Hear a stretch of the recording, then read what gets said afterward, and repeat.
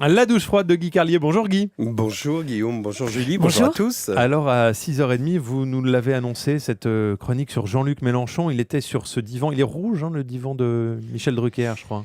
Oui, c'est vrai Guillaume, j'avais écrit une chanson, une chronique sur Jean-Luc Mélenchon, invité hier dans l'émission Vivement Dimanche de Michel Drucker, mais à la réflexion, je ne crois pas que je vais vous la lire. C'était pourtant une chronique sans concession, sulfureuse, qui aurait fait le buzz sur Internet, qui m'aurait peut-être même valu les honneurs du blog de Jean-Marc Morandini, c'est vous dire, peut-être même une réponse de Mélenchon lui-même, qui m'aurait insulté publiquement, comme il aime à le faire, mais je crois que c'est justement ce genre de buzz qu'il espérait en allant chez Michel Drucker. Je vous parlerai donc d'autres choses, je ne sais pas, moi, tiens, par exemple, de Michael Gregorio, que je suis allé voir au Bataclan, au départ pour faire plaisir à Laurent Ruquier, un peu entraînant les pieds, et que j'ai adoré, mais comme il est produit justement par Ruquier, un minimum d'éthique m'interdit de vous inciter à aller le voir de toute urgence. J'ai donc finalement décidé de vous parler d'un sujet bien moins polémique que Jean-Luc Mélenchon.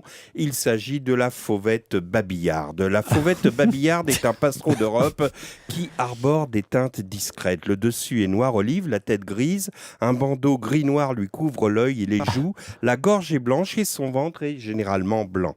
Oui. Non, je ne vous parlerai pas de Mélenchon chez Drucker, car je ne veux pas vous dire ce que Mélenchon, derrière son transistor ce matin, attend que je dise, ce qu'il espère que je dise. Alors non, Mélenchon, je ne dirai pas que vous portez probablement les idées les plus humanistes, les plus fraternelles de la classe politique. On est loin avec vous de la fraternité de cinéma. Je ne dirai pas que vous avez été un bon ministre, mais qu'il y a toujours un moment où passent dans vos yeux des lueurs inquiétantes. Non, Mélenchon, je ne dirais pas qu'hier, chez Drucker, vous m'avez fait successivement penser à un Khmer rouge, à Le Pen, à Dieudonné. Non, Mélenchon, je ne dirais pas que votre discours à l'égard des journalistes empeste le goulag et que vous avez déjà enfermé Arlette Chabot, Laurence Ferrari et la majorité des journalistes dans des camps de la honte. La fauvette babillarde vit dans des milieux buissonnants, des bosquets ou des haies, des zones agricoles en lisière des forêts. Non, parce que si je vous avais parlé de Mélenchon chez Michel Drucker, je vous aurais raconté comment il éructa au nez de Claude Sérillon. Vous êtes pétri de corporatisme. Ce qui n'empêcha pas Sérillon de lui reprocher tranquillement de faire l'éloge de la Chine sans jamais parler des conditions de travail inhumaines dans ce pays ni des droits de l'homme. Mélenchon s'exclame « Ah, mais vous n'avez pas lu mon livre » en rigolant. Sérillon, si, je vous assure, je l'ai bien lu. Vous ne parlez absolument pas des conditions de travail inhumaines ni des droits de l'homme. Et Mélenchon, prenant le livre, en rigolant, mais je vais vous trouver tout de suite l'extrait, car, regardant Drucker, amusé, il dit « Car j'écris moi-même mes livres. » Du genre, j'ai pas besoin d'un nègre. Et il lit, il cherche... Et il lit un éloge des relations commerciales avec la Chine. Pas un mot sur les droits de l'homme, pas un mot sur les conditions de travail. Autrement dit, grande gueule, mais au bout du compte, le mensonge.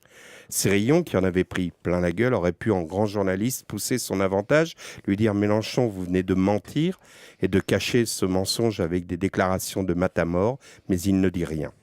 Hier, Mélenchon éructait au nez de Sérillon. Mélenchon éructe et la fauvette babillarde zinzinule. Je vais vous faire entendre ce chant car je suis sûr qu'il va faire plaisir à Mélenchon qui préfère entendre le chant de la fauvette babillarde à celle des perruches médiatiques comme il nomme si joliment Arlette Chabot et Laurence Ferrari. La douche froide de Guy Carlier et Jean-Luc Mélenchon qui est bien mouillé ce matin. Merci beaucoup Guy, à tout à l'heure dans le débrief sur Europe 1.